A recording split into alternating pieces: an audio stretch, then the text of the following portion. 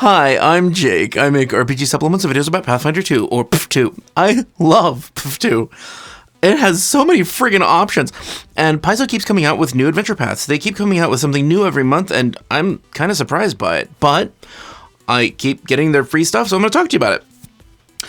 Going over the Spore War adventure path, Whispers in the Dirt, the first of the AP. Because we have new elf feats. Why not? So this is the most convenient way for me to release the info to you, so I'm gonna. If you want to skip the blurb that pertains directly to the blurb of lore that pertains directly to the adventure path, then skip to this time here. It won't take that long. Hi! So this adventure path is based around mold, rot, demons, and an evil tree. These feats all come from a specific region of elves. That's why I might want to read this to you. Elven exemplars. Since their return to Golarion more than 20 centuries ago, the elves of Keonin have clashed with Tree Razor and his demonic minions and waged an endless campaign against corruption and decay. Yes, it's yet another AP that's centered around growth and decay. Very cool. To hold the line against these fiendish forces and to penetrate deep into Tanglebriar's fetid swamps during missions of stealth and reconnaissance, elven soldiers and adventurers must be able to resist its myriad corrupting effects. Some elves have specialized in turning back the influence poisoning their beloved forests, while others use subterfuge and camouflage to make daring raids into Tree Razor's realm.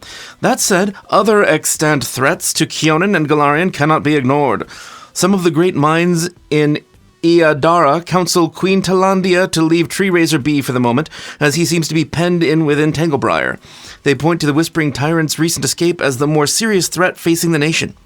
Keonin's elves now fight one more against a demon and his foul servitors while preparing for an inevitable future conflict against the undead armies of a lich bent on conquest. I would say that these feats should be open to anybody who wants to play an elf with that's from Keonin, or with a specific bent to protect trees or defeat demons. You could expand that to all fiends if you want to. Keonin Ancestry Feats. The following Ancestry Feats may be taken by elf characters who spend significant time in Keonin or in battle against Tree Razor and his minions in Tanglebriar. They should be available to all players who choose to play elf characters during both character creation and as they level up during the Spore War adventure path. That's this adventure path. But like I said, I would leave it open to other people who want to add this specific flavor to their characters.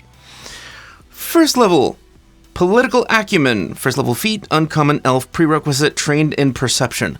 You have spent years following the political maneuvering and secret alliances of elves in Iadara. You gain a +2 circumstance bonus to perception checks made to sense motive against other elves and to your perception DC against lies spoken by agents of Tanglebriar. Okay. That really doesn't help much besides sensing motive against other elves. For most people. Next feat, level 1, Traditional Ways. Uncommon Elf. You are a fervent follower of the long-standing elven traditions established when your people returned to Keonin. You gain a +2 circumstance bonus to nature, society, and lore skill checks related to Keonin or the elves that live there, as well as a +1 circumstance bonus to saves against enchantment effects that would force you to act against your will, which is like all enchantment effects. Okay, no, sometimes they just make you frightened or something. Clumsy, stupid, hungry. Depends. 5th level feats. Shame the Sin. 1 action, uncommon elf traits. Frequency once per hour. Trigger, you critically hit a demon with a strike. As I mentioned, I would expand this to all fiends. Your conviction against the sins that all demons grow from is so strong that you can force a demon to suffer from its sins when you strike a sound blow against them. In addition to doing the normal damage for your critical hit, the demon also suffers the effects of its special vulnerability. If the demon has no special vulnerability, it instead takes an additional 1d6 mental damage. This increases to 2d6 mental damage at 13th level and to 3d6 mental damage at 17th level. I want to point out that this is not its weakness, it's its special vulnerability. So, like, a succubus is vulnerable to people who reject her advances. There are some demons that can't stand it when you heal an animal or are nice to someone. That's their special vulnerability. I think that's cool, but, like, only if you're fighting demons. So, obviously, it's for specific adventures, but it's really cool because those things don't always come up. I think it should also give you the knowledge of what that vulnerability is if you can trigger it. Because you might not have people in your party that have recall knowledge for demons or fiends, or anything extraplanar at all, depending on the group. And giving it that little extra perk of, oh, and you know what would trigger this that you could also do, or have the rest of your party do, would be nice. Next feat, level 5, Swamp Stealth, 1 action, uncommon elf, prerequisites, expert in stealth. Requirements, you are in a swamp environment near an environmental feature that would allow you to take cover. In swamplands, you are particularly skilled at quickly hiding behind bits of underbrush or foliage or moving quietly through murky water. You take cover and then use that cover to hide. It's action compression, cool, it's useful only in swamps. It feels more like a lizard folk thing, but it's useful if you want to be an elf from swamps. 9th level feats, Political Virtuoso. Uncommon elf traits prerequisite, political acumen. That's interesting. Your mastery of the politics of your home nation is profound. Your circumstance bonus from political acumen becomes +4 instead of +2. Yeah, but it's against elves and friends of one specific evil demon dude. Tree. Next feat, Demon Hunter. Prerequisite, expert in religion or demon lore. The demons of Tanglebriar have long haunted your dreams, just as they have long threatened Keonan. You have not only studied these fiendish foes well, but have trained extensively to battle the hordes of demons that serve Tree Razor, and are particularly adept at striking desperate melee blows against them. When you make your daily preparations, choose one kind of demon. This is so cool. Such as Succubus, Omox, Shamazian, or Tree Razor. For the remainder of the day, the first time you hit one of those specific demons in a round with a melee strike, you also deal 1d6 additional spirit damage. At 13th level, the extra damage increases to 2d6 additional spirit damage, and at 17th level, the extra damage increases to 3d6 spirit damage. I think this is awesome for anyone who wants to be good against demons at all. Like, if you have a character that's based around demons, either summoning demons or controlling demons or killing demons, fighting demons, this could make perfect sense with your theme. You happen to know about demon hunting, because you know how to summon a succubus. 13th level feats. Anchoring Arrow, 2 actions. It has the uncommon arcane and elf traits, frequency once per hour. You can prevent demonic foes from fleeing your wrath via teleportation. Make a bow strike against a demon. In addition to the normal effects of the strike, the target must attempt a will save against your class DC. Critical success. The target avoids any additional effect, because it's a critical success. That's how they work. Success. The target takes a -5 circumstance penalty to all their movement speeds for 1 round as arcane coils of magic meddle with their mobility. That's not going to do much at all. But failure, as success, but a 5-foot circumstance penalty for 1 minute. And while the target is affected by this, Anchoring Arrow attempts to counteract any teleportation effect that would move the target, or any effect that would transport the target to a different plane. Awesome. The arrow has a counteract rank of 7th and a +20 modifier to the roll. Critical failure, as failure except a 10-foot circumstance penalty, and the duration is 10 minutes. This is a fucking awesome feat. At higher levels, 13th, where you might want this, I could see any elf and any adventure taking this, because it will sometimes be useful. And then that's, you know, a spell that your friends don't have to memorize or even have access to. It might bother your GM, but it's fine. Because, like, you know, if a GM's adventure is based on demons and they want their big bad evil guy demon to get away, they can make it happen if they really want to. But it would be really cool to be able to stop the big bad evil guy in their tracks as they're trying to teleport away, saying, "Ha, I'll come back and get you, my pretties, and your little dog too." And you just, like, pin them to the ground. No, hold on, we're not done with you. Next feat, Cold Iron Stomach, uncommon and elf traits. You have steeled yourself against potent odors. Whenever you gain the sickened condition, you reduce the value of that condition by 1. If this reduces the value to 0, you avoid becoming sickened entirely.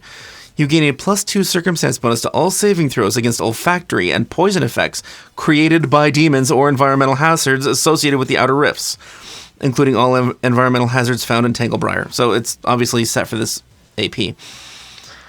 That doesn't feel right to me for an elf. Like, elves are supposed to go, oh, I can't stand the smell of it. Just thinking about a bad smell. They're supposed to be frail little goody two-shoes. But that's me. It's a really good ability. It's powerful. I love you too, Cast. Next feat. This one's interesting with plant creatures. Tree Healer, level 13 feet. Traits Uncommon Elf Exploration, Healing Primal, frequency once per day. You can undo the effect of demonic corruption in plants by spending 10 minutes in contact with a tree that's been corrupted by demonic presence. You can restore the tree to its original health. This does not prevent that tree from becoming corrupted again in the future. Alternatively, you can spend 10 minutes in contact with a creature with the plant trait. At the end of this time, you restore 7d8 plus 56 hit points to that creature and heal half that amount of your own hit points. Additionally, you can attempt to counteract any one curse or disease afflicting that plant creature as if you had cast Cleanse Affliction, heightened to 7th rank.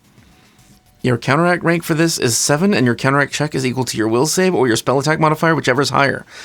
This is really cool if you have a group that tends to just be plant-themed, because they like plants. Because groups are like that. You'll find people that they like all do weird, creepy, occult Cthulhu shit. Or some people that are all animal types. And sometimes it's all plants. Something interesting here is it doesn't specify that it has to be a creature that is not you. But it does say, in contact with a creature with the plant trait. You are in contact with yourself. At the end of the time, you restore health to that creature and heal half that amount of your own hit points. It infers it's a different creature, but it doesn't technically require it. So those of you who are rule lawyers at heart, that's for you. There you go. Be an Ardande elf and take that feat. Last elf feat, 17th level, Demon Slayer, 1 action, has the Uncommon Elf Holy and Light traits, frequency once per day, prerequisite Demon Hunter. You can deliver a melee blow to a demon that creates an explosion of holy light to try to finish the demon off. In addition to the normal damage from your melee strike, you can also inflict 10d6 spirit damage to the demon. The demon can resist this additional damage with a basic fortitude save against your class DC. If the demon is slain by this strike, it explodes in a blast of holy light that fills a 30-foot emanation. All creatures in this area that have the demon trait take 10d6 spirit damage and must attempt a fortitude save against your class DC. Critical success, no damage. Success, half damage. Failure, they take full damage and they're dazzled for a round. Critical failure, the demon takes full damage and is permanently blinded. I wish they would have also exploded. I think that'd be awesome. So, it has to be a demon. That just means it has to have the demon trait. And you have to finish it off with this one hit. If you have anyone in your group who can summon anything, have them summon a demon. And then just shoot that summoned demon. It will fucking kill it and just make a demon nuke. Oh, yeah. There are a couple of other things that are interesting in this book besides the additional elf ancestry feats. One of the things I want to point out is the Snowcaster's Staff. It's level 12, sure, but it's neat. It's a +2 striking frost staff, plus it's a magic staff based on frost. And it has the spells Frostbite, Environmental Endurance, Resist Energy, Slow. That's neat. Wall of Wind, Ice Storm, Vapor Form, Howling Blizzard, and Wall of Ice. This is a really good staff. I'm just glad it exists. And another interesting thing I want to point out is Morning Glow. Yes, it's a level 14 item, but it's heavily demon themed. So I want to read it to you. It's unique, holy, magical. It is a +2 greater striking, holy standard grade cold iron elven curd blade. It shines with pale fire that illuminates the wielder's face in a grim visage and produces dim light in a 10-foot emanation. The wielder can suppress or reactivate the light as a single action with a concentrate trait. It has one ability. Activate Reveal Demons, 2 actions, Concentrate, Manipulate, frequency once per hour. Effect, you brandish Morning Glow and focus on its gleaming light, boosting its illumination so that it produces bright light in a 30-foot emanation and dim light for another 30 feet for 10 minutes. All creatures in this area that have the demon trait must attempt a DC 31 reflex save. Demons are usually pretty good at fortitude and will. Success, the demon is unaffected. Failure, the demon becomes outlined with a shimmering aura of dim light that causes it to become dazzled. If the demon was invisible, it becomes concealed instead. If it was already concealed for any other reason, it is no longer concealed. This light affects the demon for 1 minute. Critical failure, same thing, but 10 minutes. You can flavor this, or rather change it, to fit any trait. You can make it fit constructs, or other kinds of fiends, or celestials. This is a really cool ability. I just wanted to say it's here, because it's neat. Morning Glow is basically Sting from Lord of the Rings for demons, or for anything you want. So that was it for the Spore War Whispers in the Dirt vid. I just want to let you know new stuff that came out, because I try to hammer the new stuff as soon as it comes out, so you have the info. Because Archives of Nethys is like months behind still. And Demiplane's there. It is. I don't like the format as much. And some of it you have to pay for. It's weird. I know, it's not weird. It's just how the internet works. Yes, I love you too. Oh. Thank you for letting me borrow your eyes and ears. And if you're a patron, thank you for being here and taking care of kitty treats. And helping out the channel. I really appreciate you guys. If you want to look into being a patron yourself, we do a giveaway every month for something interesting, like dice or little articulated gemstone dragons. So the link for Patreon's below. So's a link for Discord if you want to come join us just to chat in the server, because we're all nerds and we do nerdy things. Or if you want any of these cool things, or things that are themed like this anyway. Dice bag, dice tray, diciness of different dices. The giant D20 behind me. It's a cookie jar. Then check out the YouTube shop. There should be items below this video, or you can access the shop on a tab on the YouTube home screen. For this channel, I should say. Or if you have like a custom order, we do that too. If you want to see the playlist of our live streams, right here, they're really fun. I love playing this game. And if you want to see some of the builds that I've made, right here. See you there.